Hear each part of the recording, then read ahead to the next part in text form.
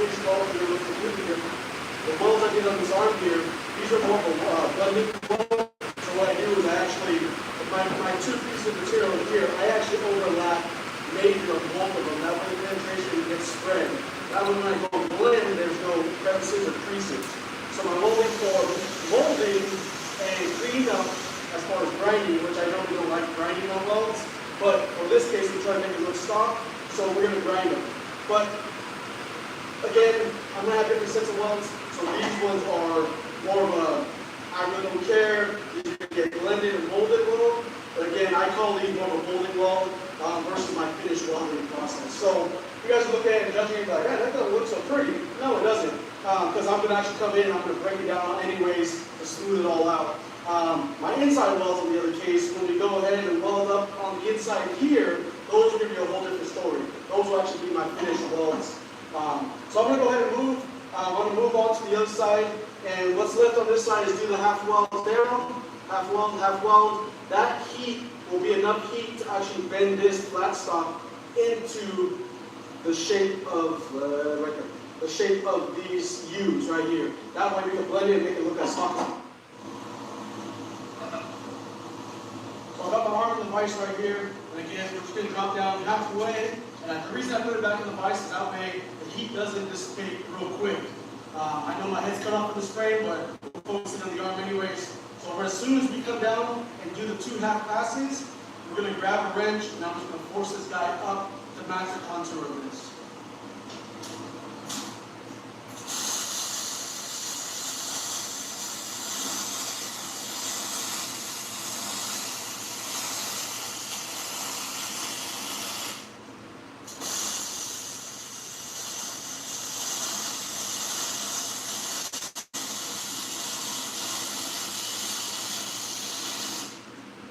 Got it heated up and warm.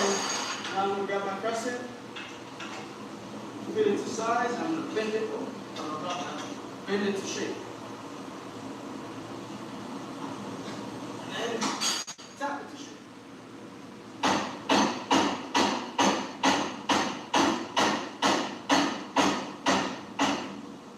So I got the first contour matched up here.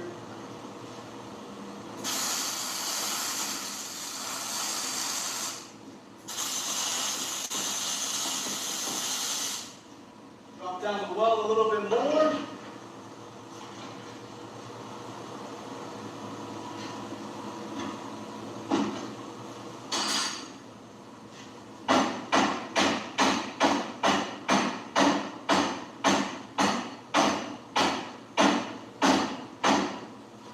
You guys are wondering, I'm using a lead hammer, so I'm not putting any bars or marks on here. We go through lead hammers like crazy here. If you guys ever have a whole bunch of lead hammers from your Dailies knockoffs, save them, don't throw them away. Because what we do is we create big hammers. We'll get all the scrap pieces, melt them off, put them together, and make a new hammer until we can't anymore.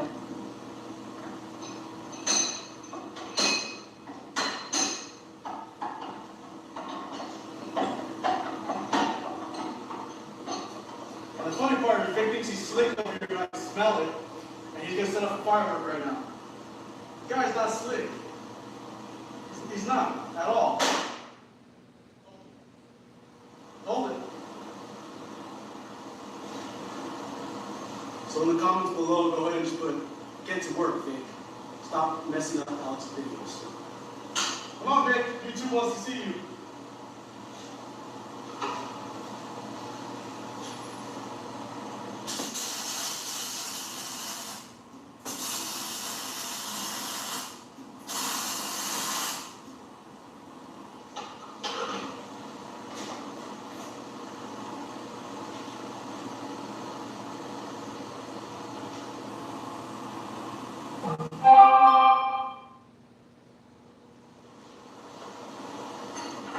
So right now, my material bent perfectly to shape, but it's a little off.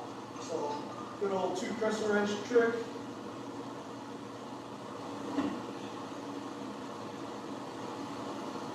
There we go. So what we're doing is we're just forming the metal to how you want it. You just got to understand kind of how metal works and how it bends. Once you know how that moves, you can pretty much bend and move any metal to any shape you want.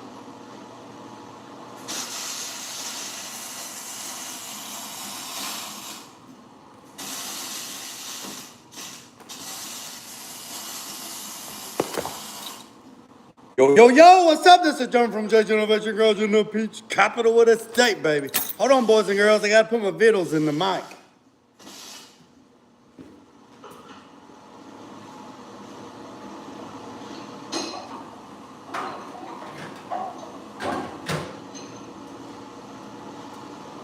So you guys can see that metal, I wrapped it right around there.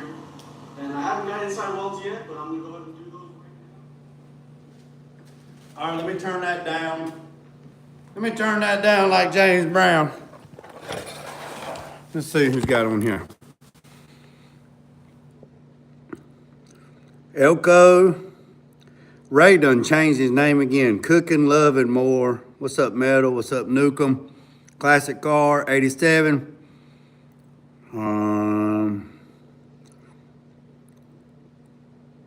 Cars in the Cut. Elko. All right, boys and girls, let me show you something. So, what's up, 87? All right, so I told you, boys and girls, that my oldest son was in machining, right? So he's in the Hans Institute University, where he draws the part, mics the parts, programs the parts, and then they do manual turning. If you don't know what manual turning is, manual lay, right? Manual lay, meaning you have to pull out the dial indicators, the calipers.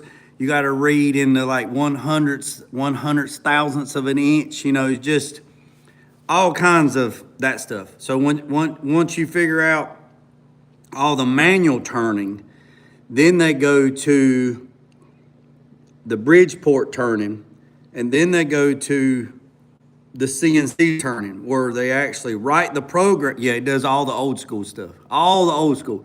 So he learns all the old school stuff before you go to the new school, right? So he knows all the old school stuff, and then you go to the new school stuff, where you actually pull up CAD, draw the part in a 3D model, in a like 7-axis system. You explode the part, you spin the part around, you check everything, you put the part back together, and all that. So with that being said, then you program the part, then you write all the part, then you write the program out, the ones, the zeros, you write all of it out. His instructors make him write out all the programming on pencil and paper. Then, after that checks out, then they go to the machines and then enter in the program. Well, the other day, he told me that he left his notebook journal. He said, "Dad, I left my book, and today we have to write parts. We have to program parts." And I said, "Well, I guess lesson learned." And I said, "Lesson learned." Now, that's what I told him, but I already went in the house, got his stuff, and I was fixing to get in the truck, and I head up there. So it's about a 45-minute, hour ride to the university where he's at, to the college. And I get there, and I go in, and I see the instructor, and he knows me. And I said, here's my son's book." And he said, "Oh, he's already cutting parts." And I said, "How's he cutting parts?" He said he remembered the code. He remembered the program. He keyed it all in, and he's back there cutting parts. I said, "Well, here's his notebook." I'm headed to the house, and I turned around and left. But let me show you some of the stuff that he's made in the last little bit. So check out this. So this is like you would put this on the end of a drill press or some kind of press. So this is like, this is like a little tool, right? What's up, Jim? This is a tool, right? Right? So here's one. This is a die holder, like tapping die holder. This is a die holder with a little knurl. This is knurled edge. If you don't know what that is, that little profile that you see on tools, that's called knurling, right? So there's another piece. Here's a center punch. Here's a center punch that he made. He said I could use it out here in the shop, but I'm actually not going to use it. This is a center punch. It's knurled edge, and this is actually threaded on to that. So there's threads, and that's that. All right. So that's a center punch. This is a plumb bob. All right.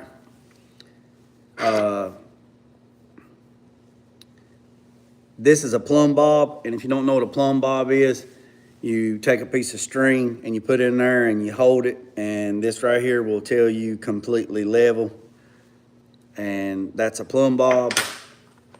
I left the aluminum billet blocks. He had some aluminum billet blocks, but here's another block.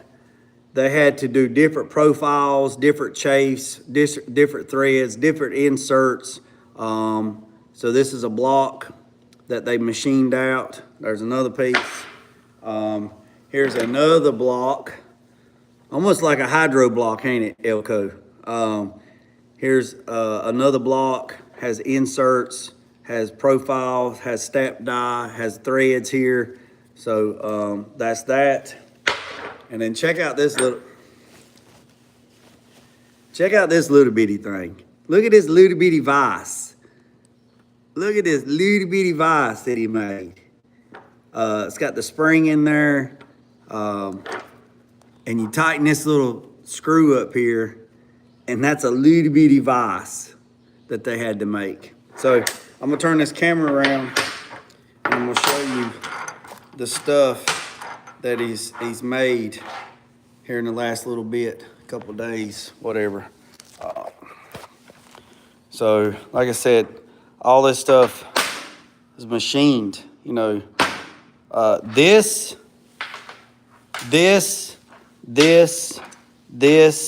and this was done on the manual lathe. All this was done manual, right? All this was done manual, okay? This was all done on a manual lathe. No digital, no nothing. This is calipers, mics. This was all done on the manual lathe. And then this right here was done on the CNC, where you put in the coordinates and it comes in there. Hey, that's the whole thing there, Ray. That's the whole thing, man. That's the whole thing. This right here was done. He said this was done on the manual lathe too, on the manual Bridgeport. This was done manual, where he had to chalk it up and keyway it. So all this stuff was done manual, and this stuff here, they went from the manual section to the CNC section to do all this. So all this was what's up, Vic? What's up, Chris? All this is manual. So that's that. But yeah, he's on break for a couple weeks, and then he's got to go back. Yeah, this thing right here is so cool, man. This thing right here is so freaking cool, man. This is so freaking cool.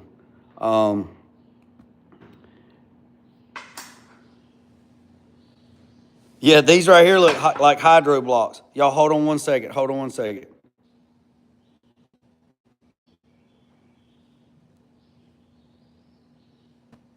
Oh, yeah, but you see how little this little thing is? It's little. It's tiny. So, this is like hydro blocks. But, yeah, like I said, that's cool. So, let me go over here and get my groceries. Y'all hang tight. I got my snacks, my crackers, my pinwheels, and we can't forget Frank's Red Hot. We put that shit on everything except peanut butter jelly sandwiches.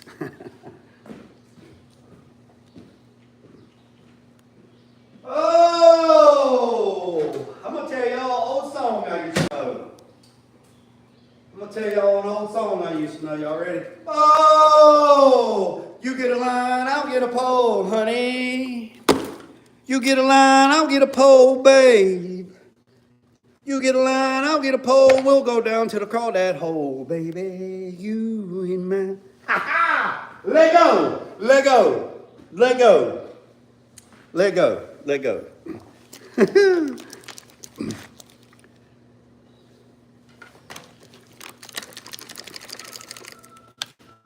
Yeah, y'all heard them chickens? Now, I just had a daggone fork.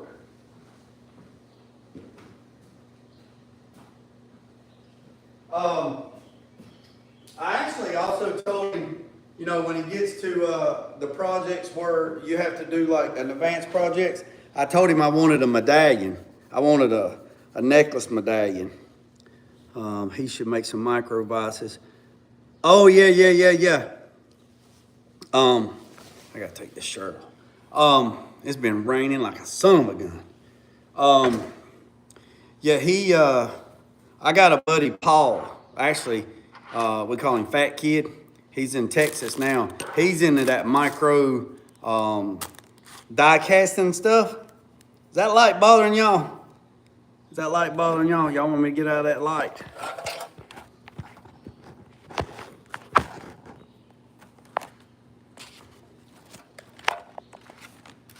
Now that damn cable's bothering me.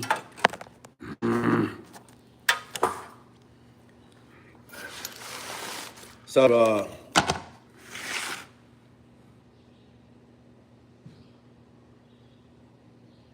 oh no, he is, he's got his drones license. He's ranked number 2 in this video game that he plays online in the world. Him and this guy that he knows, they back and forth. Number 1, number 2, number 1, number 2, number 1, number 2, number 1, number 2.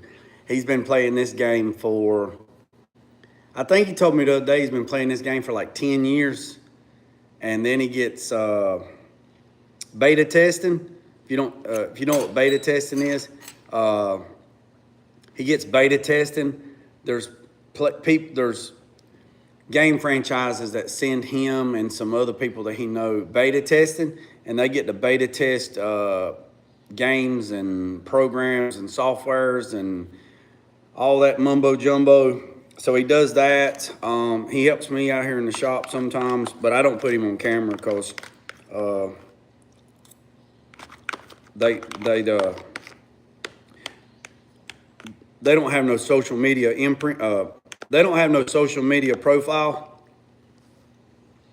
I mean, he does, but it's something completely different. So,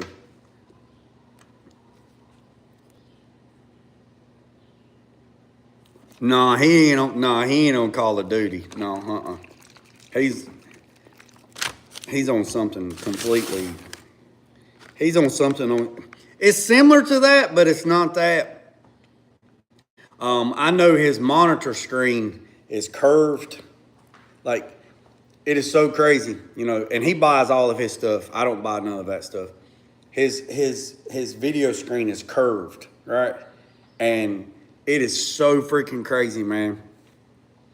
I can go in there and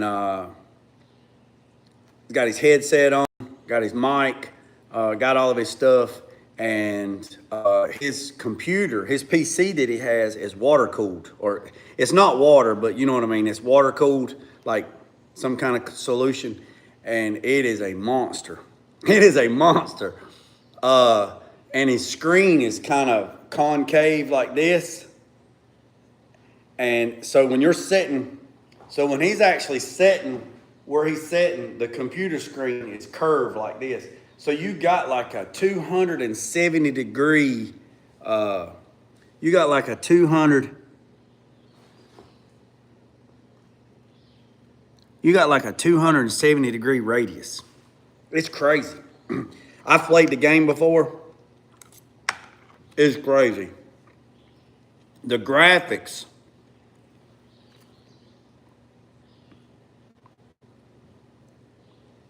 Lego! Ha ha! I appreciate that, Jim. So it's crazy. The graphics looks like liquid, man. It looks like you can literally just reach into the screen, man, and just touch stuff. I mean, it's crazy. So, yep. I'm gonna get on this right here, but it's lunchtime, man. I got to eat. Like Bill said, you can't work like a mule and eat like a bird or a beaver.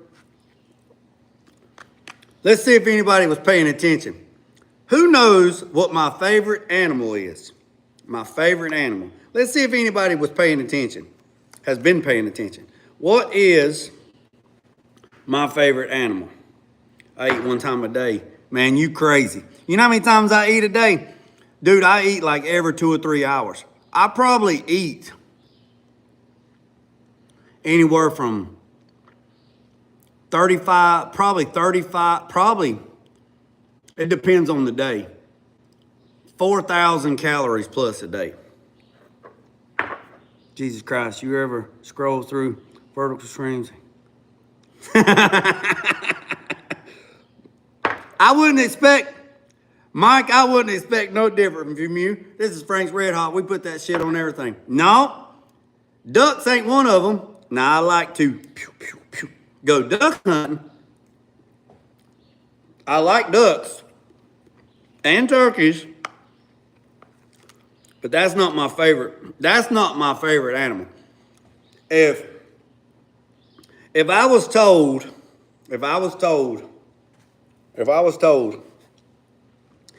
you're gonna come back as an animal. If I was told now I don't believe in this, but if I was told you can be an animal for a day, one animal for a day, what animal would it be? No, not a beaver. Not a beaver. Nope. Not a beaver. I tell you who knows that was paying attention. Scoot would know if he was paying attention, but Scoot ain't on here. So Ray, don't text Scoot and ask Scoot to answer. Jim would know if they paid attention. If Jim would have paid attention, he's from Georgia. I think he's done with it. I am not from Georgia. I'm not from Georgia. Mike, I don't live in Georgia. I don't live in Georgia.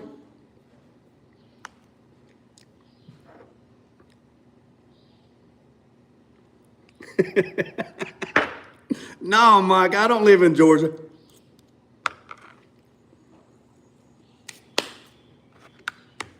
Nope.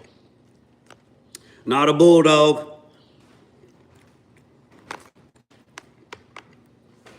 Yeah. I don't live in Georgia. Nope. I live in North Carolina, in the peach capital.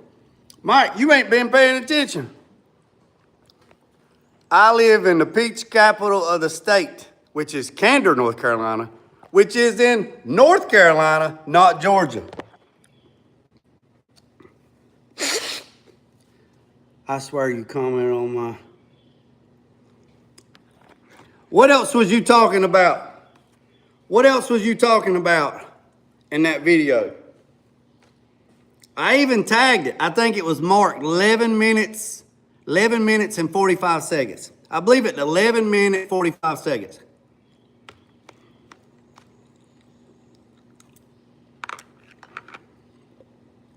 "11 minutes and 45 seconds, I believe, is when I said something. Well, you said something. I didn't say nothing. You said something. Frank's Red Hot, we put that shit on everything. I'm just about done. Nope. Not a gecko.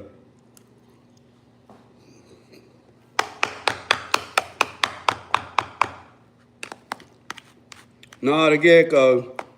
Not a gecko.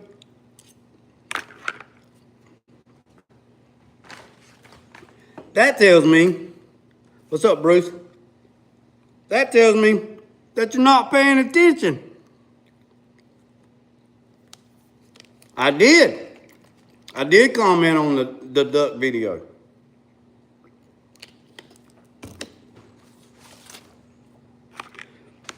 I gotta wire up this fuel pump.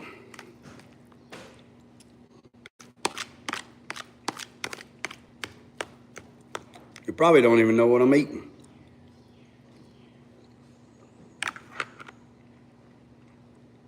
What are you eating? Cabbage. Stewed cabbage. Cabbage and peppers. Cabbage and peppers.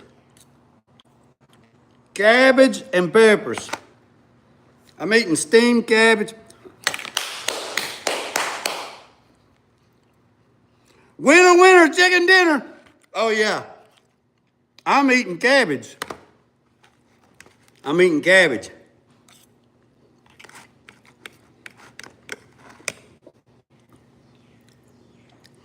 I'm eating cabbage. Cabbage and Frank's Red Hot, crackers, and pinwheels.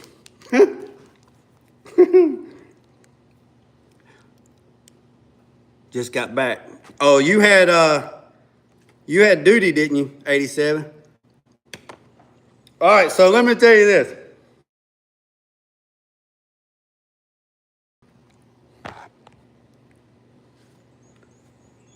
Are we back? Are we back? I forgot to put my phone in Do Not Disturb. Are we back? Are we back? Everybody give me a thumbs up if you're back. And then we're gonna talk about it. Daggone, Mike, I'll tell you what. You on point, boy. Mike is awesome. All right, so let me tell you this. Is everybody here? And then we're gonna talk about this fuel system on this. But let me tell you about this right here. A duckbill platypus is one of my favorite animals. And the reason why a duckbill platypus is my favorite animal is because of this right here. This is why a duckbill platypus is my favorite animal. Let me tell you why. Let me find something. Let me tell you why. So, after everything, no, I can't get right there. Hold on, let me get over here. let me get over here. So a duckbill platypus is my favorite animal. Why? Because after everything was done, the good Lord looked over there on the table and he said, I got a little bit of this. I got a little bit of this. I got a little bit of this. I think I got a little bit of this. I got a little bit of that. Oh, we can't forget about this.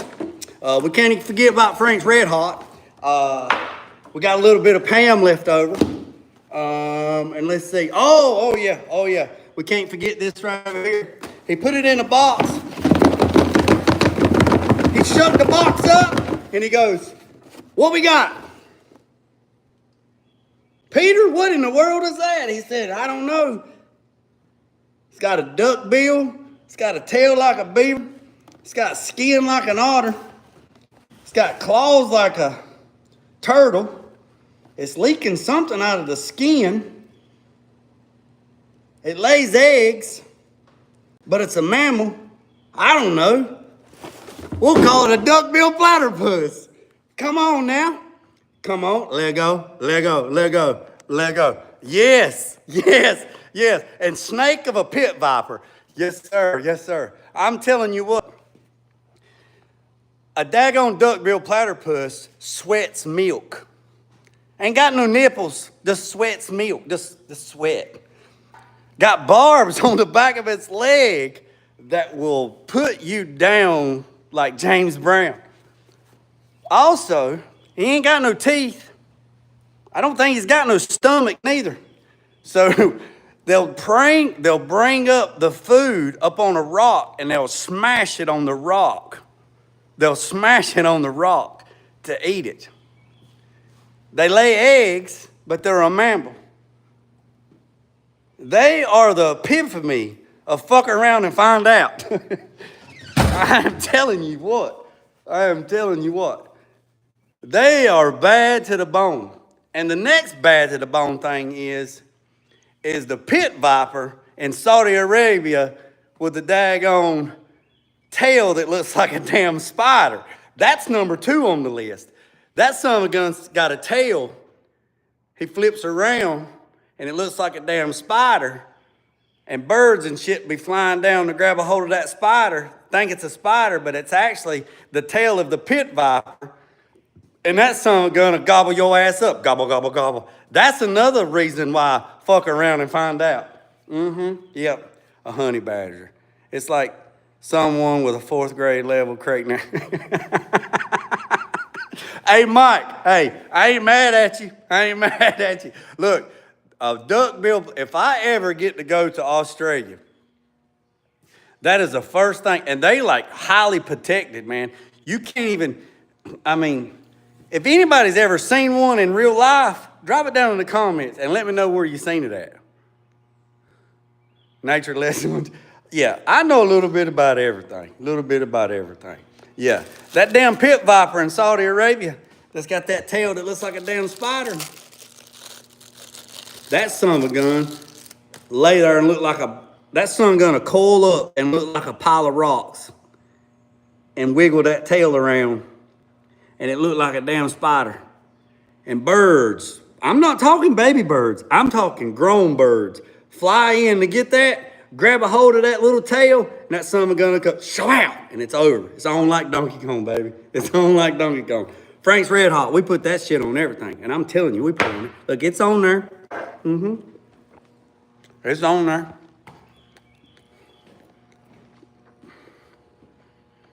Yeah, that's right. Bick is in Australia. Bick is in Australia.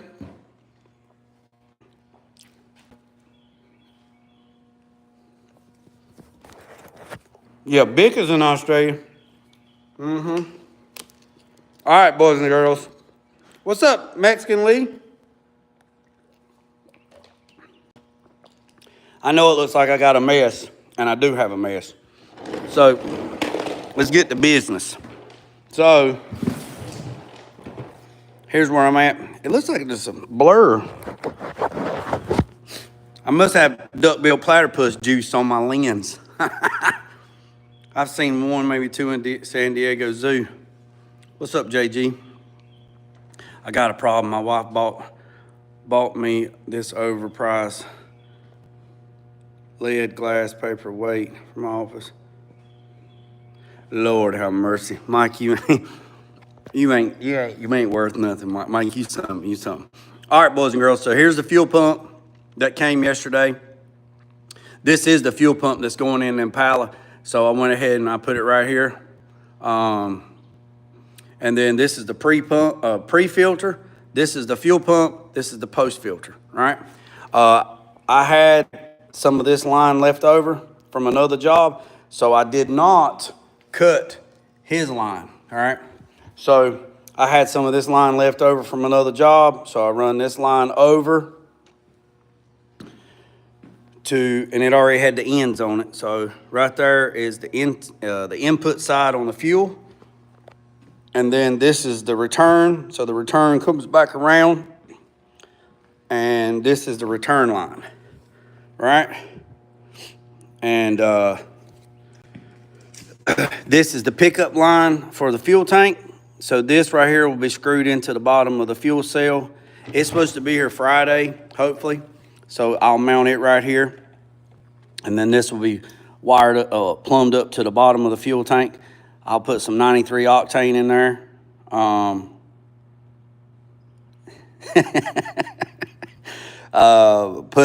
This will be the input side, and then this will be the return side. Let me all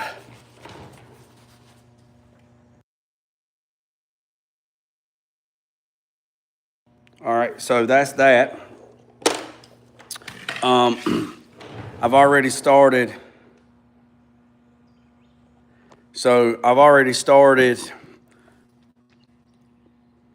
This is the relay. This is the 2-channel relay module from MSD. The part number is 7566-2, and the -2 means there's 2 relays. All right. They also have a 4 relay. They have a 4 relay too.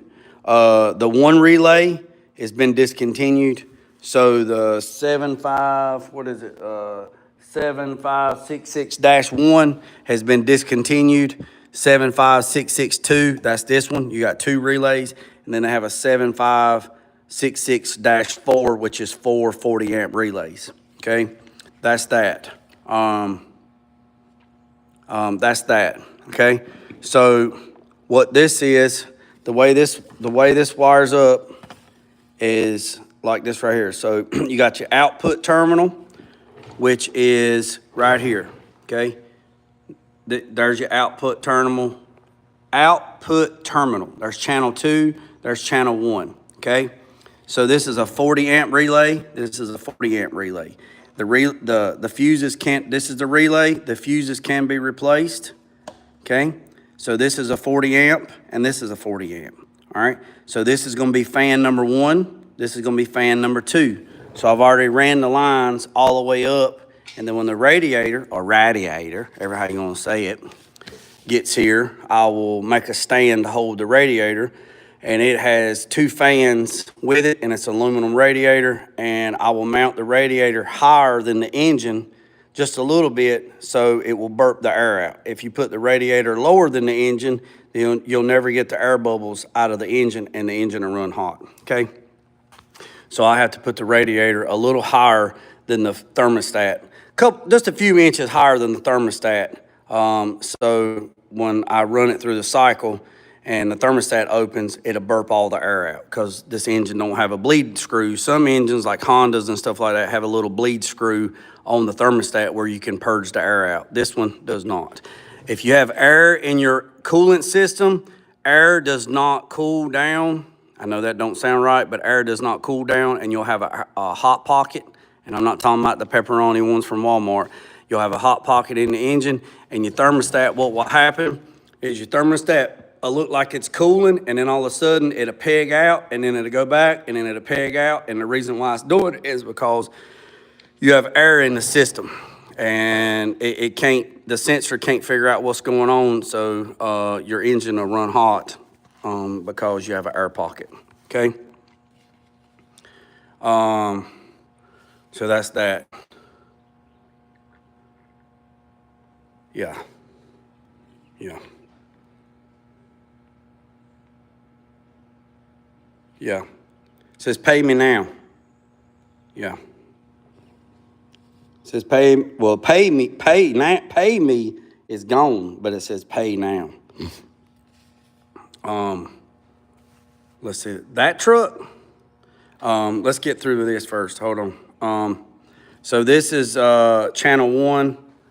No, channel 2, channel 1. All right. So you come on this side, right? So this is your battery voltage on this side. So you have battery voltage coming here, right?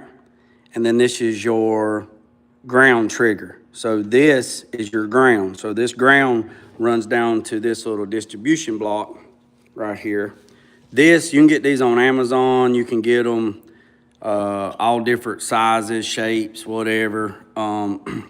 So you have 1, 2, 3, 4. This is a 6-circuit. This is a 6-circuit fuse box. I use these a lot on a lot of different things, accessories and stuff like that. So this is your hot lead. This is your hot lead. These are your grounds. All right. So you have 6 grounds and you have 6 hots. Right. So whatever you want to run that needs a fusible link, and everything should be a fusible link. You should not wire up anything straight, okay? You shouldn't wire nothing up straight. Everything should have a fuse, okay? All right? So all these fuses, all this is going to different stuff like the gauges, which I told Mike in another video, I'm not wiring up the light. So one of these circuits is the lights. Then one of these circuits is the power for the oil pressure. Then one of these circuits is the power for the temperature. And one of these circuits is the power for the tack. And one of these circuits is power for the distributor. One of these circuits is power for the trigger wire for something else. So yeah, So this is the relay, and this is the fuse system for the Sniper 2 system. So all that's done there. This blue wire right here is actually the trigger wire for the computer to tell the fuel pump to come on. So this wire goes to the ground side of the fuel pump. This right here, what I'm gonna do is I'm gonna take one of these off. I think it has to be a 30 amp circuit, no, 20 amp. The fuel pump has to be 20 amps. So what I'm gonna do is I'm gonna take this wire here off and I'm gonna put it on that wire because this is for the oil pressure sending unit for 12 volts. So it don't pull a lot of power. So I'm gonna take this one off and put on here, and that's a 15 amp circuit because it has a 15 amp fuse. And then I'm gonna wire the fuel pump power up to this one right here, which is the 20 amp circuit for the fuel pump. So when I go to turn the key on, there's no power. I got the power disconnected.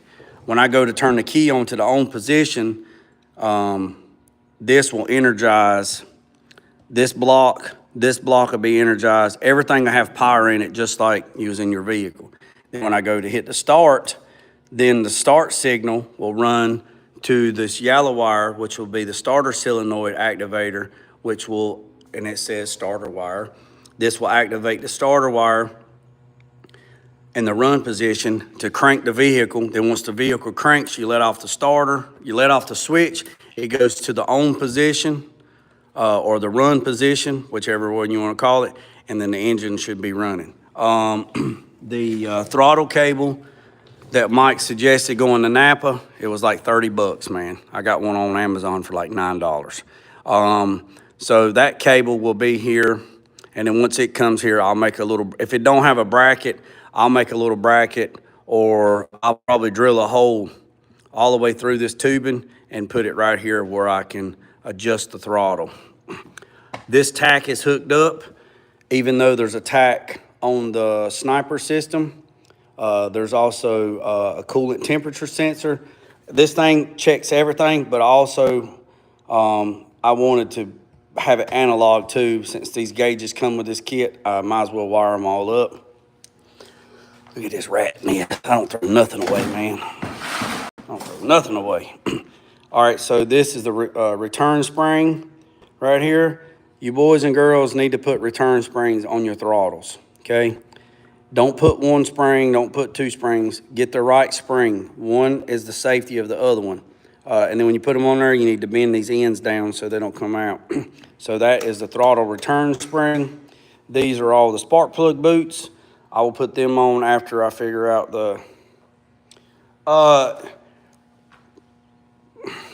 It depends, Mike. It depends on... I mean, this system right here is really good, man. I mean, it's really good.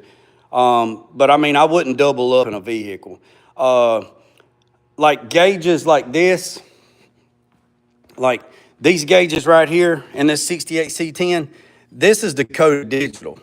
They're digital, but they're also analog, right? So you still have the digital display here, but this is to me, this is like analog. I like this better than just the digital face with the digital lines. I don't particularly like that. I know in some vehicles they suit, but I like it like this, right? Like the gauges in my 2015 Silverado are like this. You have the analog where it sweeps, and then you also have the information board at the bottom. But I like gauges. I like stuff like this. Yeah, it's nice. Don't get me wrong, it's nice. But so that's that. Let's see. Got the harmonic balancer on. What's up, Chevy Addict? Got the harmonic balancer on. Got all this done. This is good to go. Man, this kit is so nice and so compact. I mean, you see how far it sticks out, right? See how far it sticks out. I mean, it's super.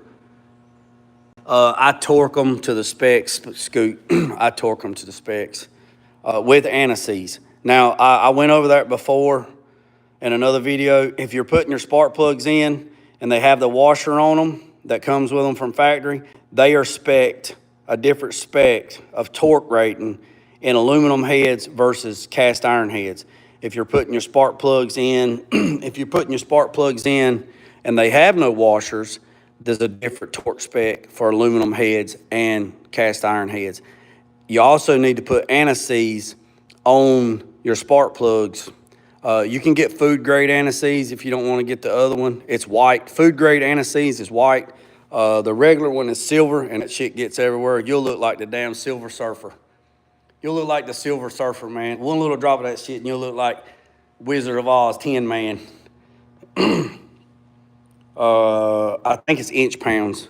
I'd have to look at my notes. I think it's inch pounds. So that's that. I know I got a mess of wires, but after everything's system checks, everything's good to go, I will tidy up the wires. Everything will stay on this stand. Everything will stay on this stand except this and this. This right here will come off. And to be honest with you, I might just buy one. I might buy another one and just leave this one on this stand. But this, and the fuel system, and this goes with the engine in the 63 Impala. So I'm doing all this. No, I have a click-em scoot. I have a click-em. I have a click-em. I have a click-em. I got the one that goes click, click. I don't have a digital one, no, sir. The exhaust flanges and stuff supposed to be here today. Hopefully. Oh yeah, I got the alternator wired up. I was going to shrink wrap all these ends, but since I'm taking it apart, and then the one wire alternator, I got the breathers put on yesterday. This engine, I mean, this stand right here, I mean, it's a good stand, but like I told y'all before, it probably needs to have a hole drilled with a nut on here to run a set screw to kind of hold that. But I think it'll be all right. I put the gauge sending unit right here for the water temp. This is the gauge sending unit right here for the Holly system, the Sniper 2 system. This thing has Sniper 2 fuel injection system. And I got all that. I will tidy up these wires once I figure out my exhaust. I'll find some kind of way to hold these up and put the boots on them. Once it actually gets in the car, I actually put it in the car, I'll probably either make something or get something to isolate these wires where they're nice and clean and it don't look like a cobbled up mess. But you can only do so much on these little stands to kind of clean stuff up. But like I said, I'll clean all this wiring up, zip tie everything, or put electrical tape. But it won't be long. Like I said, as soon as the radiator gets here, I'll build a stand to hold the radiator. And it'll be higher than the filler neck. And then I'll put everything together. I'll run the hoses. There's the hose. It's right there for the, this is for the heater coil. So probably what I'll do is I'll probably just plug this. And then this is the radiator hose for the water pump. This is the hose for the radiator as well. I'll take this and I'll hook this up and we'll be good to go. Y'all seen the video the other day. It has really good oil pressure, like 60. It's got like 60 pounds of oil pressure, according to Blueprint. This engine has 30-month or 50,000-mile warranty, parts and labor. Race engines, no warranty. Marine engines, 12 months. Short blocks, 12 months. International, no warranty. So this thing has a setup guide. So all you got to do is just follow the instructions. You just follow the instructions and go from there. You'll be fine. There's a lot of this stuff. See right here, it tells you step 1. all the way through to the very end. And then once, if you've done everything and you got sensor verification, then the fuel pump will prime and you'll be good to go. Also, I have learned in the past, what are they doing? Oh, they're modifying some A-arms for a G-body. That's what they're doing. I have found in the past that when you're hooking up the Sniper 2 system, or any Holley system, not just Sniper 2, any Holley system, and it says red, pink, or red positive battery, connect directly to battery terminal. That's exactly what it means. That doesn't mean put it on a junction block, because Holley does not like sharing voltage or grounds. And then the black, it says black, negative, directly to the battery terminal. Do not hook it up to a distribution block or something like this.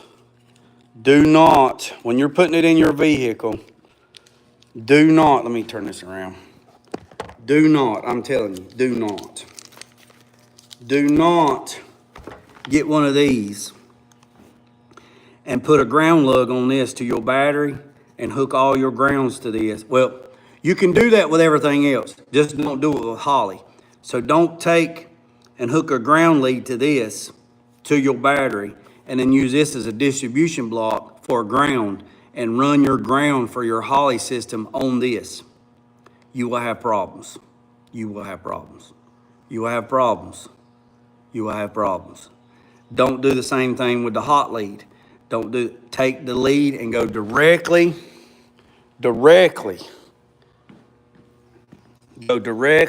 to the battery. This is the ground for the Holley. This is the hot wire for the Holley. This is the hot wire for the Holley. Okay, hook it directly to the battery. Do not hook it through a relay. Do not hook it through a sensor. This red wire right here goes directly to a battery, all right? That pink wire goes to a 12-volt key source, okay? That blue wire right there is for your fuel pump, all right? And this right here, I think that's for your handheld, I believe. I'd have to go back and look at the thing. But yeah, anybody got any questions? What's up, TJ? I didn't even see you pop in here, buddy.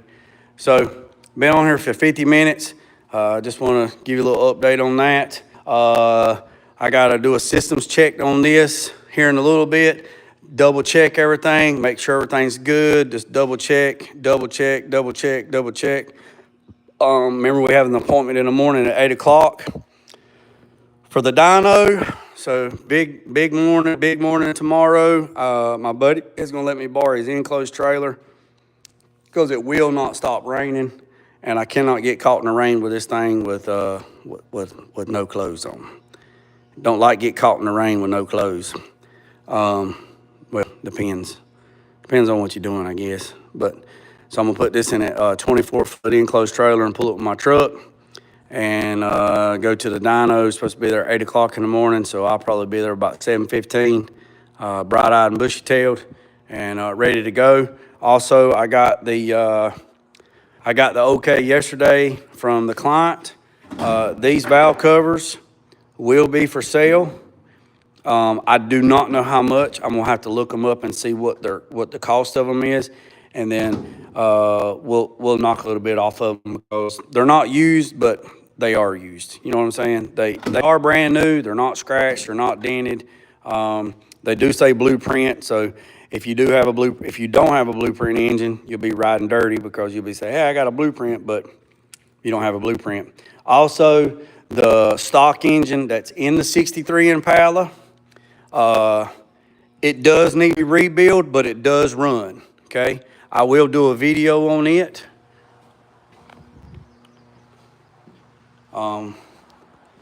I'll do a video on that later. But I got FedEx and UPS here at the same time, so I'll check y'all later. Remember I said don't worry about the man up road or down the road, sweep off your own front porch or sweeping off anybody else's. Put God first, let loose and drag, pick some chicken, graze some out.